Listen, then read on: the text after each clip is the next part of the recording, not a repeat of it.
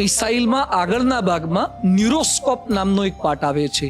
એમાં એક ધાતુની આવશ્યકતા પડી, બેરિલિયમ ડાયફ્રેમો. તો કલામ સાહેબે કમિટી બનાવી. એક હતા TN શેષાન, બીજા હતા માધવન નાયક અને ત્રીજા હતા અબ્દુલ કલામ. તપાસ કરતા ખબર પડી કે અમેરિકામાં બેરિલિયમ ડાયફ્રેમો મળે છે. કોન્ટ્રાક્ટ સાઇન કરવામાં આવ્યા. અમેરિકા આપણને આપશે એ વાત થઈ ગઈ, પૈસા મોકલવાનું નક્કી થઈ ગયું. થોડાક સમયમાં જ વોશિંગ્ટન DC થી ફોન આવ્યો, ભારત તો મારો પ્રતિસ્પર્ધી દેશ છે, એટલે મેં ભારતને ના આપી શકીએ. કલામ સાહેબ કે તપાસ કરો, અમેરિકામાં ક્યાંથી આવે છે? અમેરિકા જાપાનથી ઇમ્પોર્ટ કરતું હતું.